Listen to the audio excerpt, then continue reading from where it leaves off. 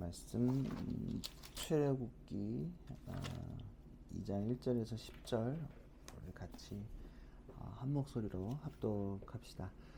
레위 가문의 한 남자가 레위 가문의 한 여자를 아내로 맞이하였다. 그 여자가 임신을 하여 아들을 낳았는데 그 아이가 하도 잘생겨서 남이 모르게 석 달 동안이나 길렀다. 그러나 더 이상 숨길 수가 없어서 갈대 상자를 구하여다가 역청과 성진을 바르고 아이를 거기에 담아 강가의 갈대 사이에 놓아두었다. 그 아이의 누이가 멀찍이 있어서 아이가 어떻게 되는지를 지켜보고 있었다. 마침 바로의 딸이 목욕을 하려고 강으로 내려왔다. 시녀들이 강가를 거닐고 있을 때에 공주가 갈대 숲속에 있는 상자를 보고 시녀 한 명을 보내서 그것을 가져오게 하였다. 여러분이 거기에 남자아이가 울고 있었다. 공주가 그 아이를 불쌍히 여기면서 말하였다. 이 아이는 틀림없이 히브리 사람의 아이로구나. 그때 그 아이의 누이가 나서서 바로의 딸에게 말하였다. 제가 가서 히브리 여인 가운데서 아기에게 젖을 먹일 유모를 데려다 드릴까요? 바로의 딸이 대답하였다. 그래, 어서 데려오너라. 그 소녀가 가서 그 아이의 어머니를 불러왔다. 바로의 딸이 그에게 말하였다. 이 아이를 데리고 가서 나를 대신하여 젖을 먹여다오. 그렇게 하면 내가 너에게 삭슬 주겠다. 그래서 그 여인은 그 아이를 데리고 가서 젖을 먹였다. 그 아이가 다 자란 다음에 그 여인이 그 아이를 바로의 딸에게 데려다 주니 공주는 이 아이를 양자로 삼았다. 공주는 내가 그를 물에서 건졌다 하면서 그의 이름을 모세라고 지었다. 아멘. 하나님의 말씀입니다. 저희가 이제 저번 장 1장 마지막에는 이제 바로 왕이 히브리 민족에서 태어난 남자애를 다 죽인다는 민족 말살 정책이 시행된 이후에 이제 일어나는 일입니다. 그래서 1절 2절에 보면 레위 가문의 한 남자가 레위 가문의 한 여자로 맞이하였다. 그 여자가 임신을 하여 아들을 낳았는데 그 아이가 잘생겨서 남인 모양의 석 달 동안 길렀다. 그러니까 모세는 레위 지파인 거죠. 그리고 이제 성서에서 관심 있게 바라보는 부분은 이제 출신과 가문입니다. 왜냐면 마태복음도 족보로 예수님 정당성을 이야기하죠. 그리고 되게 가문이 중요해요. 그리고 빌립보서에서도 모세와 예수님을 비교하면 정당성을 확인하는 거 우리 큐티 아주 나오고 있죠.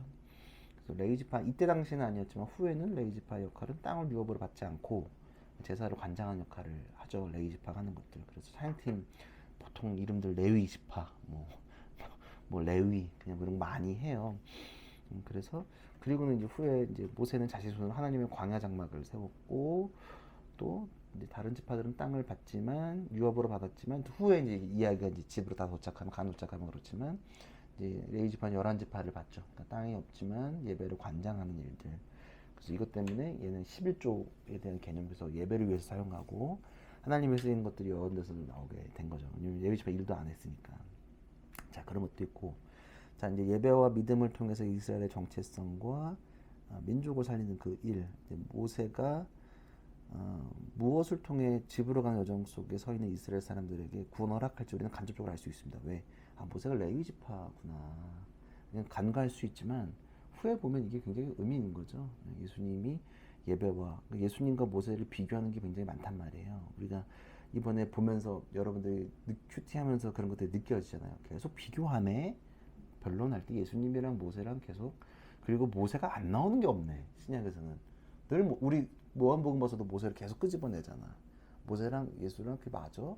라는 것들이 담겨져 있는 거죠. 계속 모세와 예수님이, 여러분들이 잘 보시면 이제는 우리가 먼저 신약을 봤기 때문에 모세랑 예수님이 굉장히 이렇게 비추어지는 것들, 그러니까 이게 뭐야, 이렇게 탁탁 이렇게 맞아 들어가는 것들, 연결되어졌다는 것들 여러분들이 많이 느낄 수 있을 겁니다.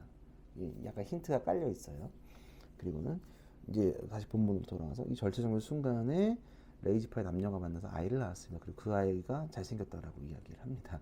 여기서 이제 우리가 세 번역에서는 잘생겼다라고 하는데 이제 개역 개정을 보면 준수하였다 이렇게 이제 나죠.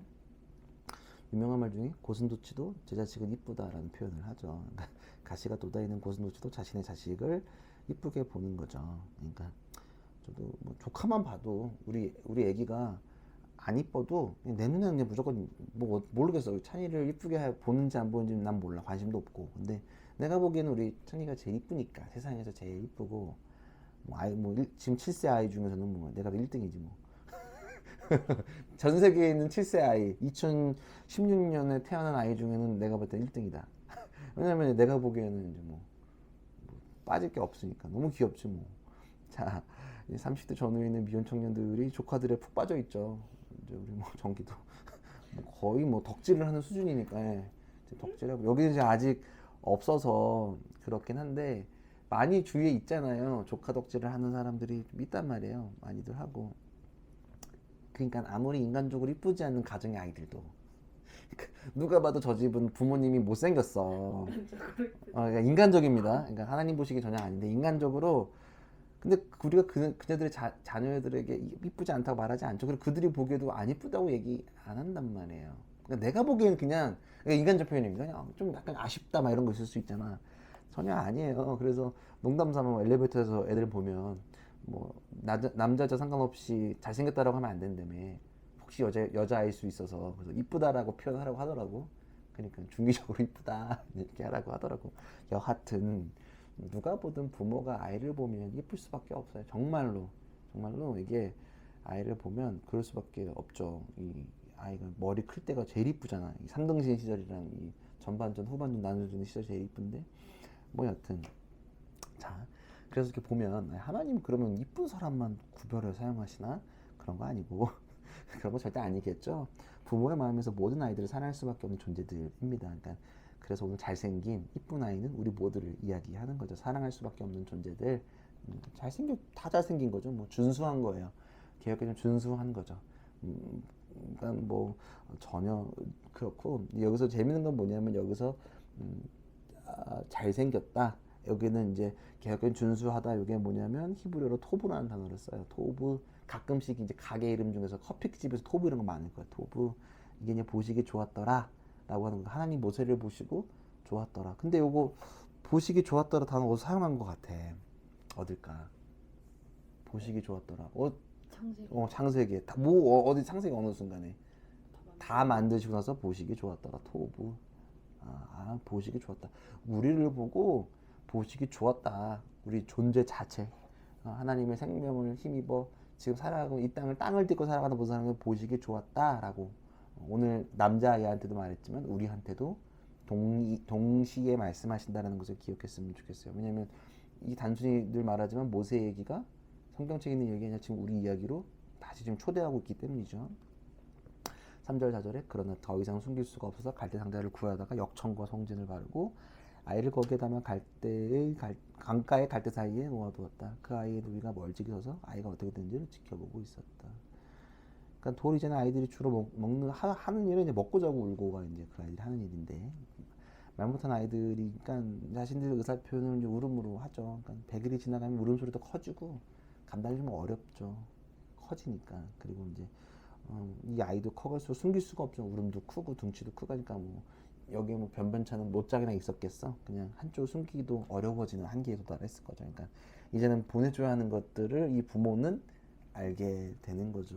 그래서 갈대 상자에다가 이 역청을 발라서 물이 못 들어오게 만들고 강가에 흘려 보냅니다. 그러니까 자신이 할 수 없음을 고백하고 주의 뜻에 아이를 맡기는 거죠.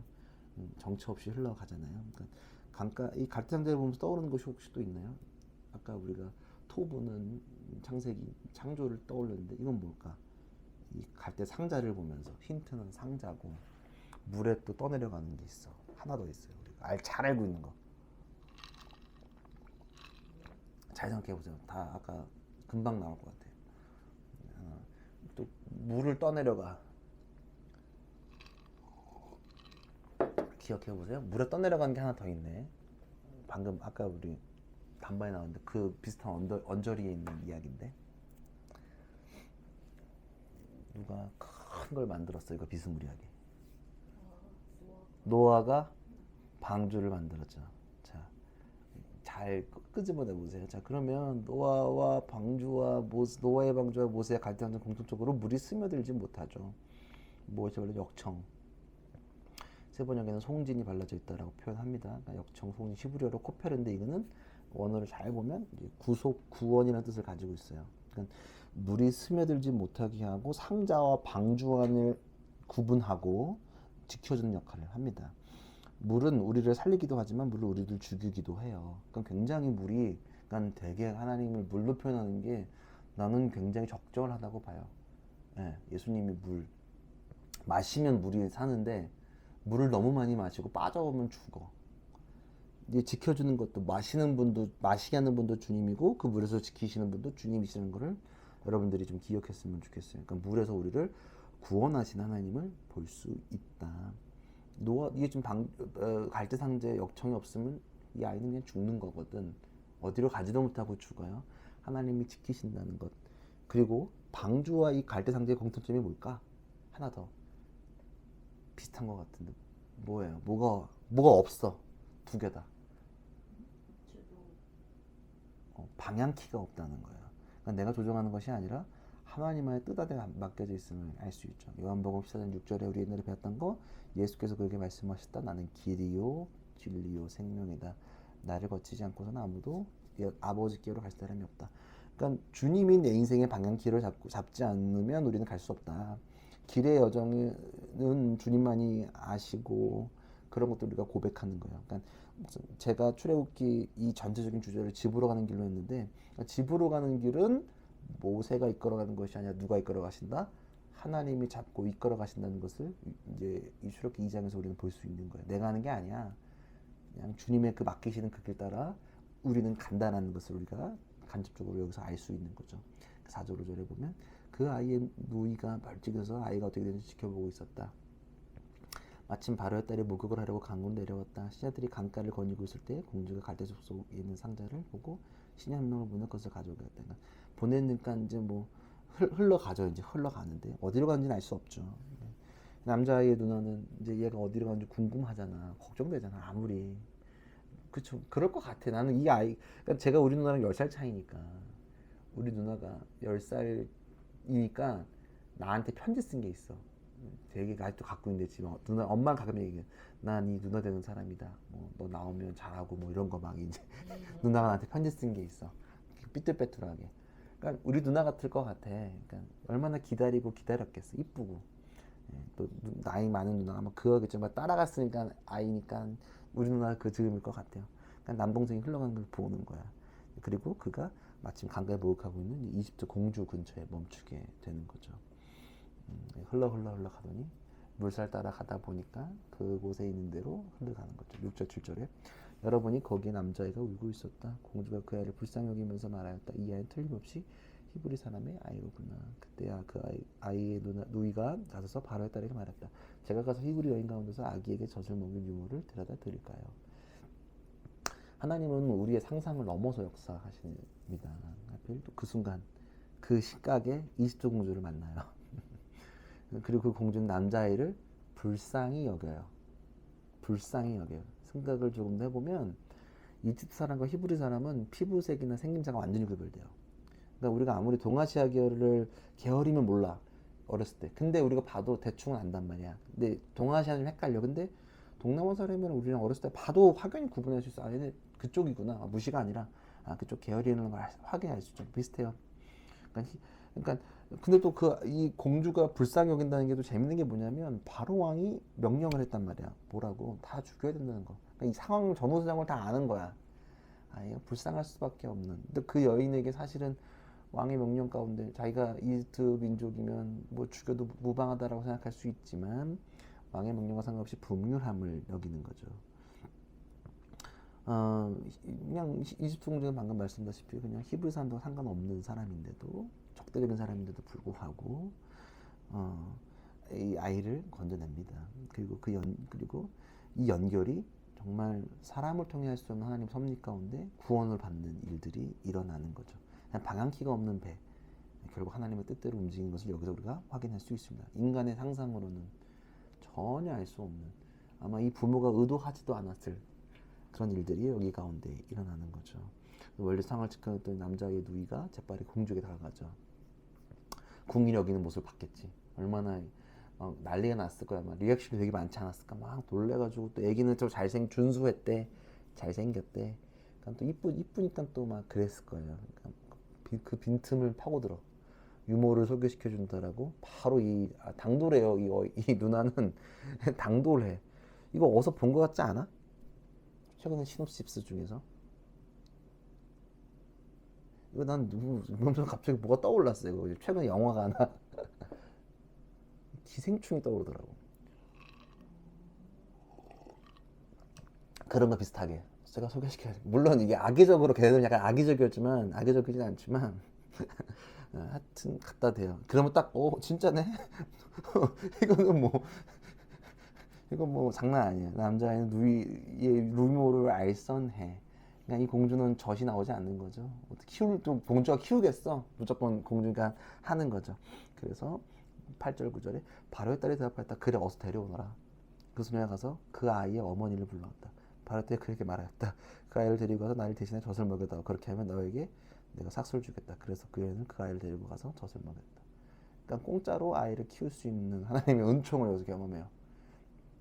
돈도 받아. 엄마가 직접 키우는데 돈도 받아. 젖도 주고 또 왕에서 하니까 얼마나 많은 혜택을 받았겠어요. 그런 일들이 이곳 가운데 벌어지는 거죠. 때로는 신앙 가운데도 하나님께서 역사하시는 것 중에 이런 것들이 종종 있어요. 내가 의도하지 않았는데 하나님께서 그냥 어쩔 때 그냥 채워주시고 훈련시키시고 어차피 해야 될 일인데 더 풍성하게 역사하시는 것들이 있단 말이에요. 그런 것들이 우리 인생 가운데도 동일하게 있고 오늘 모세한테 이렇게 이 남자아이한테도 있죠. 이제 이 아이의 이름이 등장해요. 10절에 그 아이가 다 자란 다음에 그 여인이 그 아이를 바로의 딸에게 데려다 주니 공주는 이 아이를 양자로 삼았다. 그러니까 어렸을 때까지는 세자책봉을 안 했나 봐. 세자책봉 같은 거겠지. 세자는 아니구나. 그냥 왕자까지는 인정 안 했는데 다 크니까 이제 양자로 받아주었어요. 그리고 공주는 내가 그를 물에서 건졌다 하면서 그의 이름을 모세라고 했다.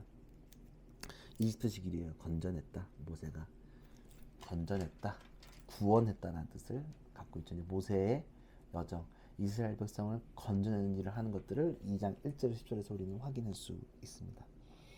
하나님은 우리 가운데 인생 가운데 정말 예상할 수 없는 일도 우리를 이끄세요. 나는 우리 313도 그렇고 우리 교회도 그렇고 여러분도 그렇고 방향키는 없는 것 같아. 내가 뭐 우리가 글도 쓰고 유튜브도 목사님이 쓰고 우리가 뭐 이것도 저것도 하고 근데 늘 예측대로 되는 건 1도 없죠. 예상된 것도 없고 그냥 우리가 할 건 뭐냐면 하나님께서 그 이끄시는 그 길을 그냥 묵묵히 그 방주 안에서 우리의 갈대 상자 안에서 따라 가다 보면 하나님께서 물도 들어오지 않게 하시고 또 하나님께서 우리가 상상할 수 없는 선한 길로 늘 인도하시고 그렇게 해서 건져내시고 어쩌면 우리가 하나님의 일을 하는데 돈 없이도 일을 할 수 있다는 힌트를 여기서 얻을 수 있는 거야.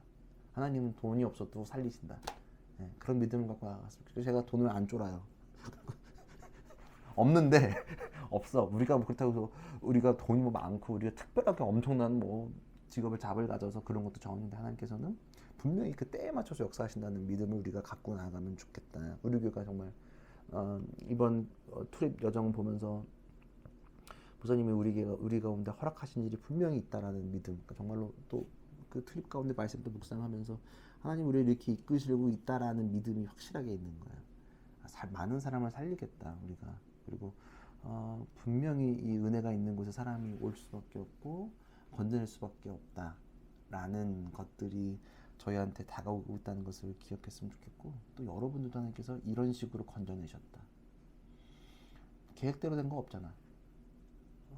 우리를 자녀 삼아 주시는 것도 죄인이면은 할 수 없지만 건져내셔서 그 주님 핏값 우리를 건져내셨다는 그 사실도 여러분들 잘 기억했으면 좋겠어요. 그냥 우리가 마음대로 방향키 만들지 말고 그냥 우리 방주 안에서 함께 예배하고 하다 보면 하나님께서 그 이끄시는 그 길 따라 찬찬히 나는 길이요 진리요 생명이라고 말씀하신 그 길을 그냥 가기만 한다면 그 길에도 이정표는 없어.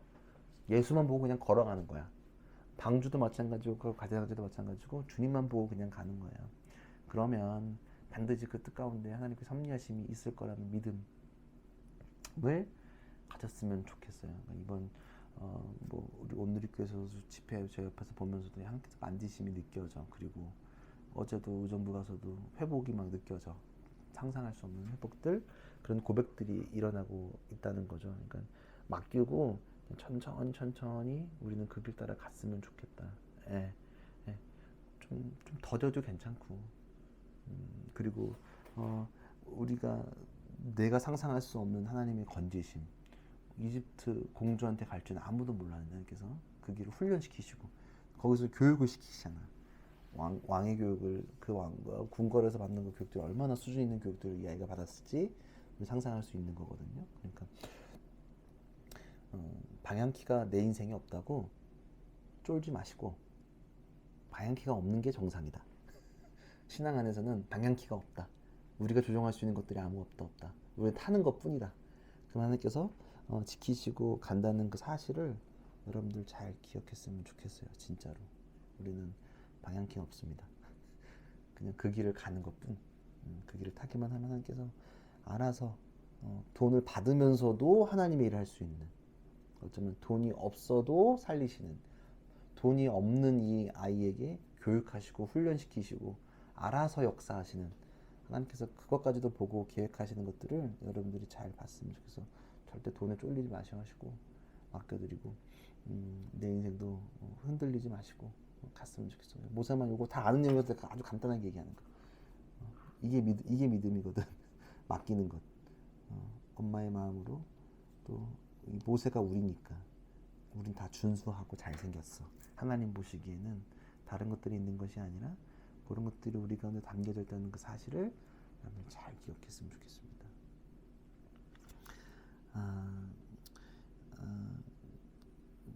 제가 그냥 이런 것 같아서 늘 이거 보면서 그냥 별게 없어. 우리가 이렇게 오니까 이게 방주 같잖아.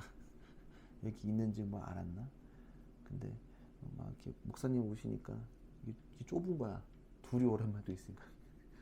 청소하다가 근데 목사님 6평을 60평처럼 쓰려면 제가 좀 몸이 바쁘다고 정리 다시 해 넣어야 되고 그리고 뭐 오늘도 미팅 오후에 하지만 아이 만나지만 분명히 역사하실 거라는 믿음이 있고 우리 여정 가운데도 분명히 여름 여정도 이런 방주와 같은 여정이 우리한테 펼쳐지지 갈대강당 같은 여정이 있지 않나라는 생각을 진짜 많이 저는 하고 있거든요.